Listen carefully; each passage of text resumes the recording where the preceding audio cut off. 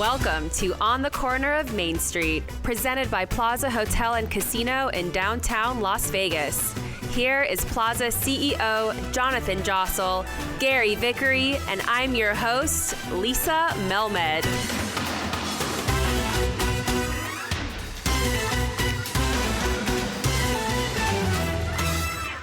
Welcome to On the Corner of Main Street. Hello, Jonathan. How are you? Very good, Lisa. How you doing? Fabulous. There is a lot of excitement happening in this hotel and in Las Vegas. This podcast is just unbelievable. It's back. I feel like the energy's back, although it never went away.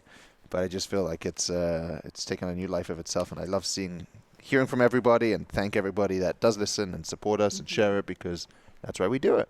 Absolutely. You excited about the sand dollar? So excited.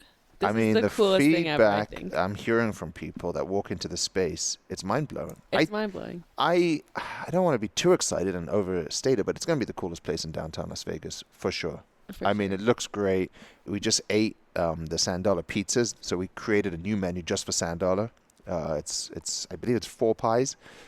You can order it from the sand dollar, but it comes from Papa Pizza, of course, the best pizza in all of Las Vegas. Mm-hmm. Maybe in the state, world. Maybe in the world. Mikey won the competition. Well, he won Southwest region, not the world. He came second in the world, which is not bad. That's definitely not bad. It's not bad. I mean, second in the world is pretty good.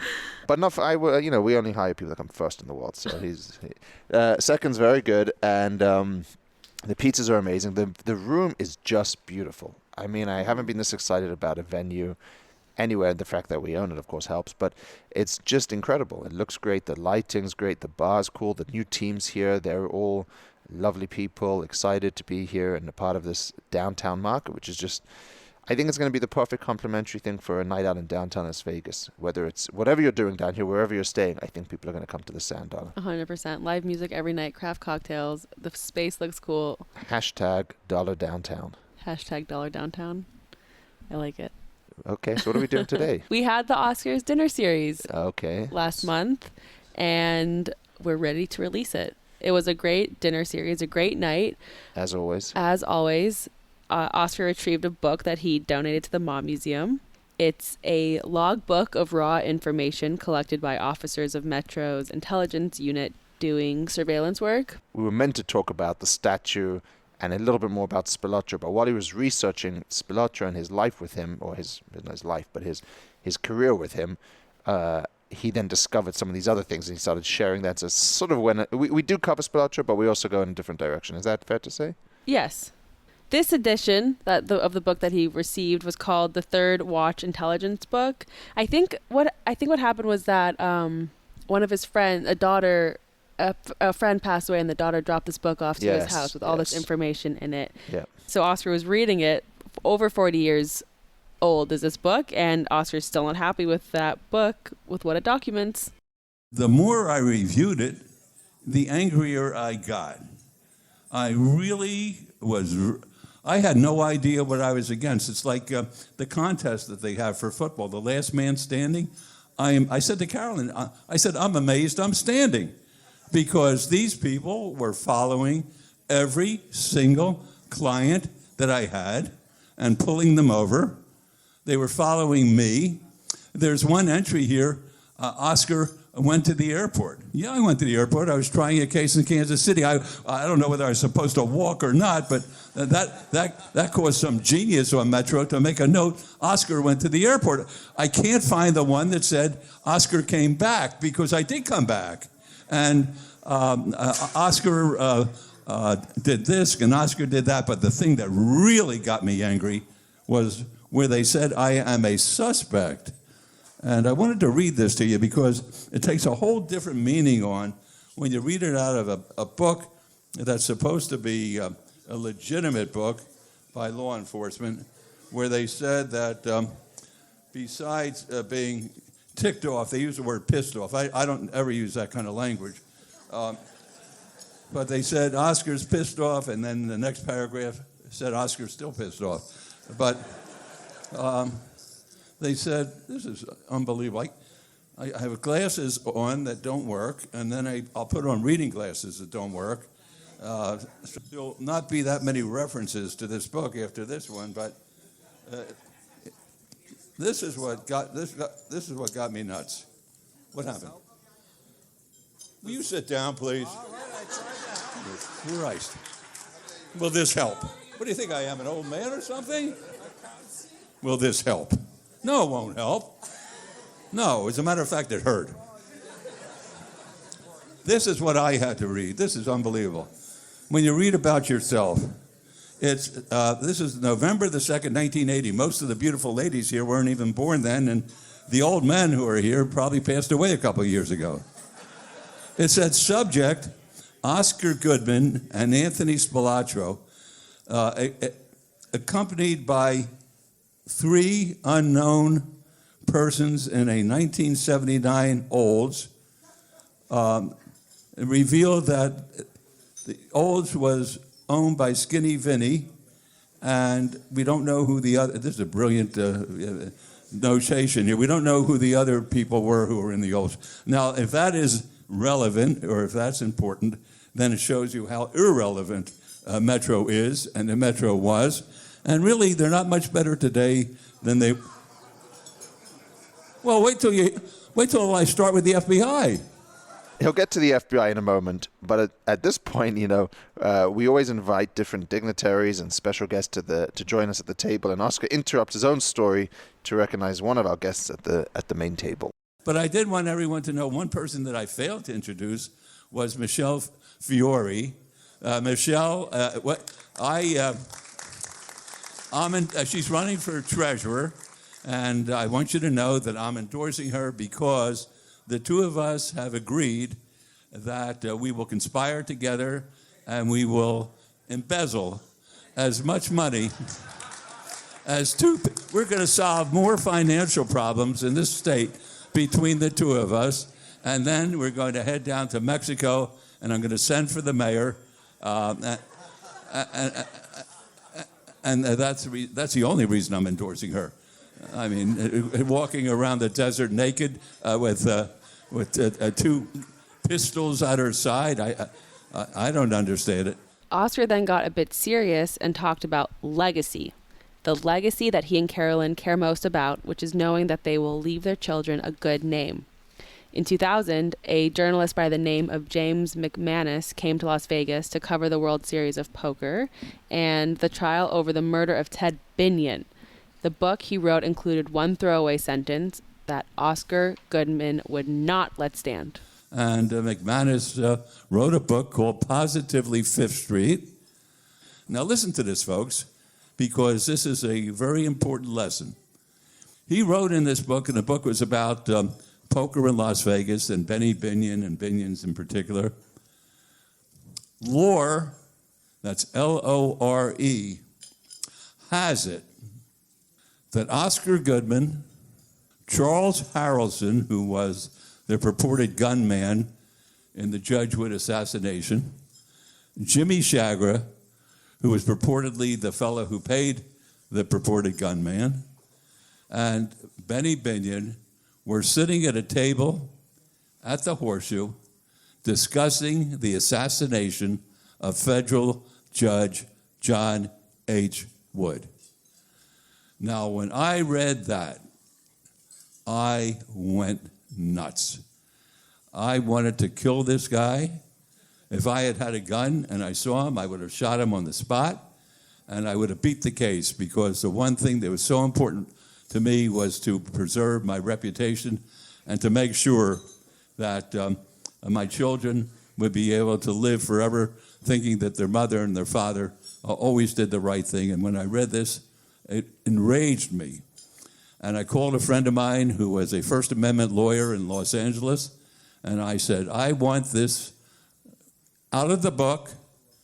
I want a lot of money for it. I want an agreement that will run in the New York Times Sunday edition, back page, an apology that they made a terrible mistake. Now, that never happens, folks, because they fight you, and they make you spend money, and they always figure they have the best of it. Less than 3 days later, he had a complete settlement. He had the money, He had the letter on the back page of the New York Times, the whole back page saying they made a terrible mistake, that there was no evidence whatsoever. I said, that's not good enough. I'm not talking about evidence. Lore has it. Lore has it. What is that supposed to mean? Lore has it.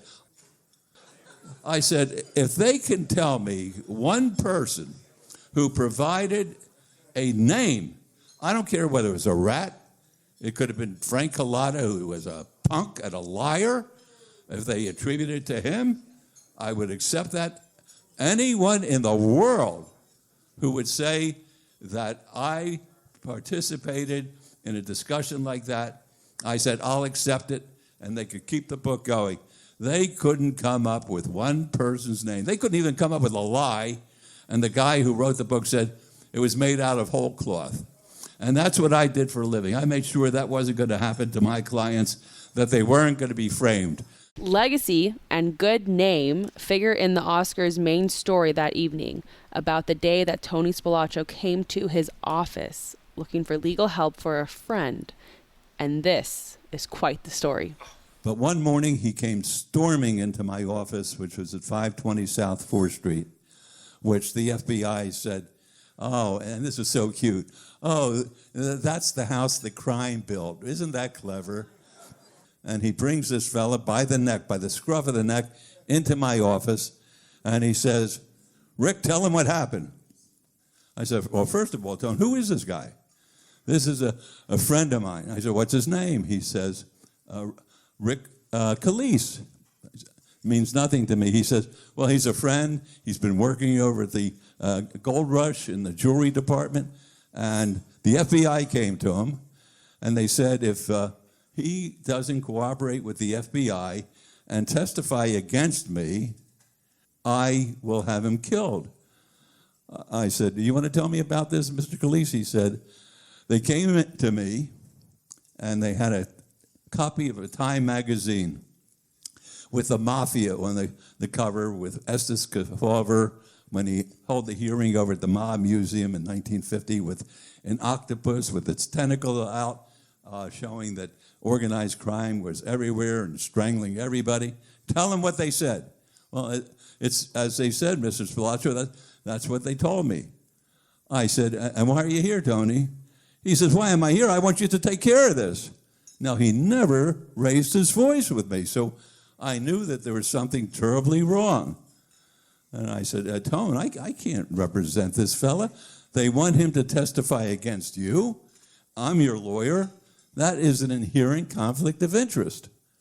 He says, what do you mean you can't represent him? Who else can represent him? I said, what I'll do is I'll refer him to independent lawyers who can make a decision as to what's best for him. And I don't want to introduce him to any local lawyers because the local lawyers all had connections with my office, and they'll make some allegation that I control the local office. He needs somebody who's independent. I said, is that okay with you, Mr. Calise? And he said, whatever you say, Mr. Goodman. Well, I said, there are 3 lawyers in L.A. Whose names I will give you. And you go to any one of these lawyers, and these lawyers will do a stand-up job for you. They're all excellent lawyers. These are lawyers who represented the toughest criminal cases on the West Coast. I can't do it because I have to do what's best for Tony. And what will happen if I try to help you, they'll knock me out of representing Tony, and nothing will be accomplished with that. And I said, is that satisfactory? And he sort of slithered out of my office. And I said, Tony, you have to understand. Well, he said, I'm hot. He said, I bring the guy up to you. I need some help. Why didn't you tell him to do what I asked you to? I said, Tony, because it wasn't right. And Tony, I would never be your lawyer again because they knocked me out of every single case. That's what they're trying to do all over the country. They're saying I represent this mobster, that mobster. I can't represent every mobster, so I'll end up with no business. I won't be able to support my daughter in the way she's become accustomed. And I said, I can't do this. He said, all right, whatever you say. And he was angry, and he stomped out of my office. 15 minutes later, I get a phone call. Mr. Goodman, it's the FBI. I said, well, what do they want? He says, they want to talk to you. I said, have them serve me a subpoena. I don't like them. I don't want to talk to them. Well, they want to talk to you. I said, who is it? They said the special agent in charge, Jim Powers. I said, well, all right, I'll talk to him. I said, Mr. Powers, what could I do for you? We want you over here right away. I said, you mean you want Mr. Spilotro over here right away? No, we want you here right away. I said, do you have a subpoena for Mr. Spilotro? Do you have any legal process at all to ask for Mr. Spilotro to be there? He says, we don't want Mr. Spilotro. We want you. So I said, Tony came back. He says, what's happening? I told him. He said, I'll go over there with you. I said, no, you stay here. And I walked over there, and Powers is there with a fellow by the name of Jeff Anderson, who was the strike force representative from the Justice Department in charge of Las Vegas. And they said, we want you to know that the man that was in your office with Tony Spilotro is an FBI agent. And that doesn't mean to say that he's an informant. He is a full-fledged FBI agent. And I said, you got to be kidding. You sent this guy in there to entrap me? He said, you take it any way you want, but we want you to know that if anything happens to him, we're going to hold you responsible. Well, I'm not going to curse, but I told him to go F himself. I said, I'm not going to be an insurer for the FBI. I got no use for you guys. And I am very upset because this goes to the integrity of what you think of me, that you'll send somebody in. I said, I hope he's wired, because whenever I went anyplace, they wired wherever I went. They wired tables. They wired, my wife and I believe they wired our home. We wouldn't even talk for a period of time. We'd walk out in the street and have our conversations. That's no way to live. That doesn't come with the turf. And that's the way it was. And I said, you guys go F yourselves. And I walked out, and it turns out that he was an FBI agent. And fortunately, he was wired. And everything I said, it was a textbook on ethics as to what an attorney should do when faced with that proposition. Doesn't matter, you could clap all you want. They went to a grand jury to indict me for obstruction of justice. This is how sick they were. And the grand jury, they knew me because I've been around a long time then. And they refused to indict me. And that wasn't enough for them. They went to the judge. They wanted restrictions placed on me. And I wasn't even involved. And Tony. And they said that Bacon, or Khalees, whatever you want to call this guy, was, he was scared that his life was in danger, and he's in hiding, and he won't come out, and we're scared to death for his well-being. And I said to the judge, I said, Judge, I have to go to the bathroom.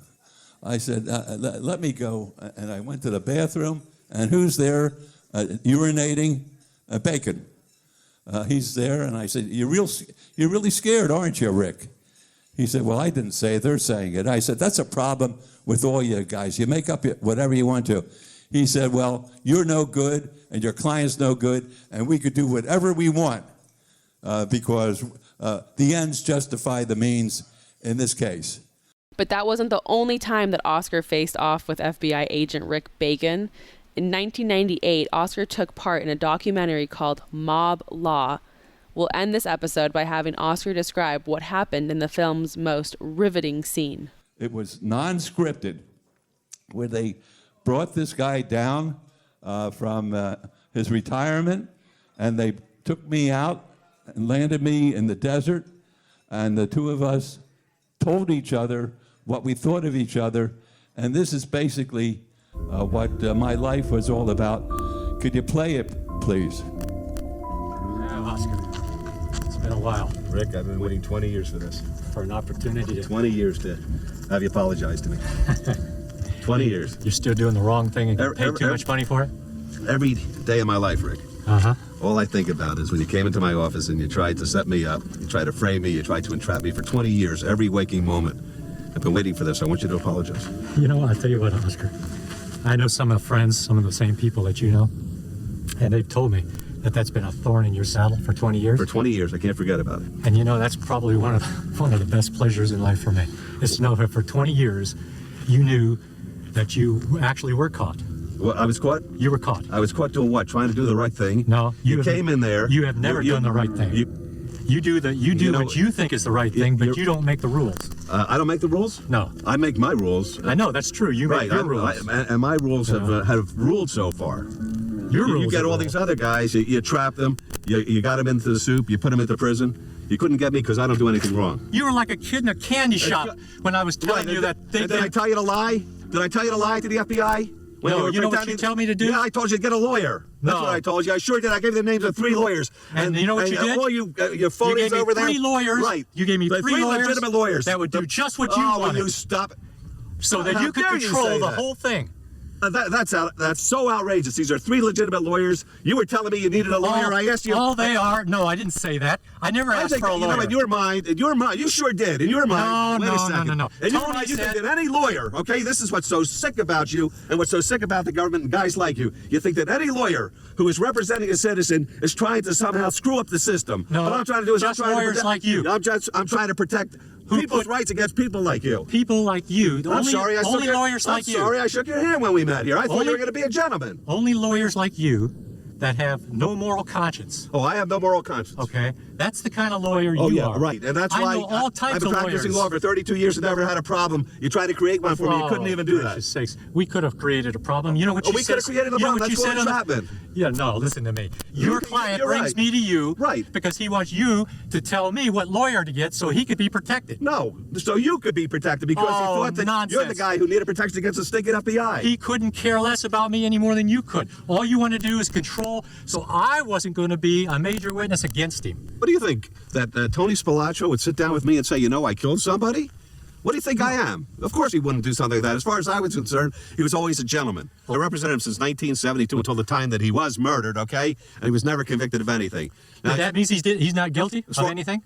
In this country, it does. In crime. In this country, it does. Personally. Does that mean he didn't kill anybody? Forget about personally. Well, that's what this country's all about. A jury's supposed to say something, not some cop. Can you think outside of the courtroom? I can't think that a cop is going to make determinations about my clients. It's up to the citizens to do that. He was always nicer than you guys, all right? And I'd rather have a social relationship with him because I could take his word rather than you guys who don't know how to do anything other than lie. A guy that killed 22 people if he killed somebody, is more credible than me. You know something? If he killed 22 people, shame on you for not getting him, okay? You got to be the most incompetent agency in the world if somebody kills 22 people and you can't even put them behind bars. You're a joke. 22 people die, and you consider him more credible than an FBI agent. He never lied to me, and I've never heard an FBI agent tell the truth, all right? You've never heard me tell you the truth? You just told me you lied to me. I was undercover for crying out loud. You can't even figure that out? I could figure it out. I know you're getting older, but I didn't know you're totally senile. When you're on the witness stand and I asked you questions, you said that you were afraid that somebody was going to hurt you after you came up to my office. So I'm going to hurt you? I was your insurance policy. That was just a matter of disclosure. A matter of disclosure. As if you could stop Tony from killing somebody else if he wanted to. Okay, well, shame on you guys. You wouldn't even try, would you?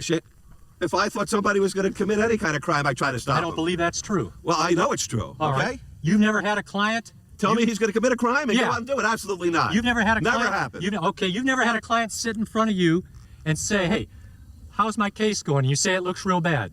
Right. Okay? Okay. And he says, well, would it look better if so-and-so wasn't around to testify? Right, and the answer is yes. And then that guy dies. Well, that's not my fault. Oh, that's not your fault. No, I didn't tell anybody to go kill a guy. What kind of double standard do you have? It's not a double standard. I'm telling the guy the truth. You told him that if he kills the guy, you can get him off. Oh, wait, there's a big difference saying if a witness doesn't show up, whether his chances are better, rather than say he kills a guy. See, that's what's wrong. You guys take this giant leap. It must be something wrong with your fundamental mentality. You don't know what makes this country great, okay? Oscar, you want to make evil look good, good look evil. You want to make light dark and dark light. No, what I want is I want the truth. I want the truth. You don't care You about guys the can't truth. stand the truth. You don't care about the You truth. can't stand the You truth. don't even care whether Tony really did kill 22 people. It's irrelevant to me.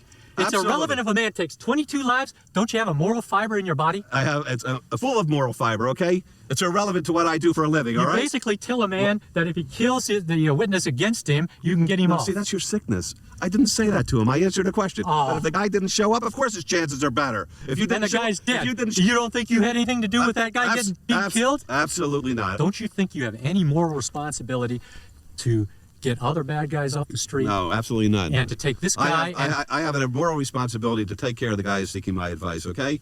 And I tell them this. I say, if you want to cooperate with them and become part of their team and be on their string and be their puppet and say what they want to be said, okay? No, you demean that's the them. that's the You only demean them that's the so only that way they won't do that's it. the only way that you're able to help yourself. And I say, if you want to do that, okay, then I'll refer you to another lawyer, just like I did with you, who's able to properly give you the advice if you want to become a rat, okay? your bones are made turning evil to good and good to evil. Okay, and your bones right to wrong and wrong to right. And your bones are made trying to frame guys, all right? Frame guys. You got to know better than that. Drive safely.